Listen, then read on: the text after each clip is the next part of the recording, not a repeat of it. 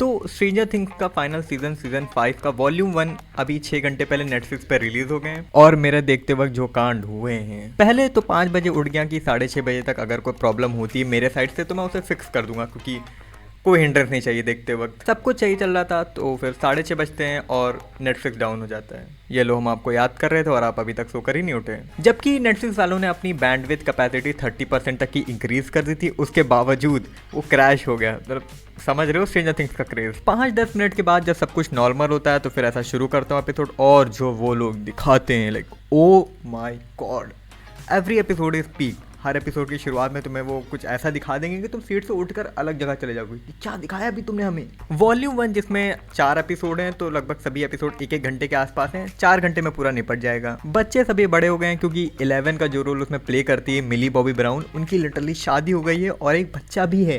क्योंकि time shift नज़र आता है रिलीज में करीब 2023 मई के अराउंड। 6 महीने के लिए हॉलीवुड में राइटर्स की स्ट्राइक हो गई थी। कुछ तो एआई का लोचा था उनका, फीस प्रोड्यूसर दे नहीं रहे थे कि हम तो एआई से लिखवा लेंगे। उसी के ऊपर 6 महीने के लिए सभी स्क्रीन राइटिंग, स्क्रीन प्ले सब कुछ बंद हो गया था।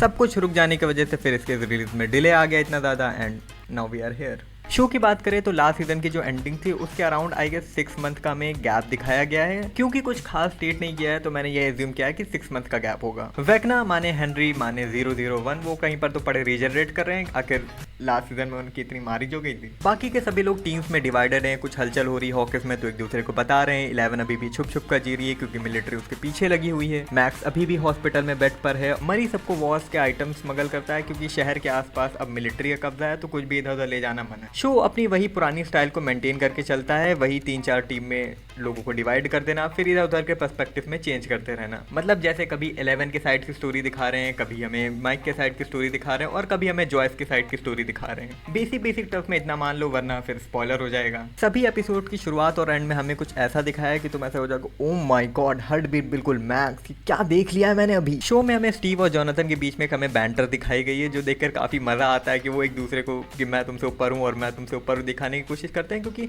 लड़के 2 हैं और लड़की 1, तो समझ आता है। क्योंकि मेरे लिए तो भाई एक पीक सिनेमा है। बाकी क्योंकि सिर्फ 4 एपिसोड रिलीज किए हैं तो वो एक क्लिफ हैंगर टाइप सिचुएशन में हमें छोड़ देते हैं, क्योंकि अब इसे 3 पार्ट में रिलीज करना है, अभी दिसंबर फिर जनवरी में। तो समझ आ रहा है कि तुम क्लिफ हैंगर पे छोड़ोगे ताकि हम नेक्स्ट ईयर वेट करें, यही तो हमारा काम है। हमें ठीक है, क्या ही कर सकते हैं। मतलब नेटफ्लिक्स के लिए एक बहुत बड़ा प्रोजेक्ट है, क्योंकि इसका पहला सीजन 2016 में आया था और इसका आखिरी एपिसोड 2026 की पहली तारीख को आ रहा है। मतलब 10 साल का गैप।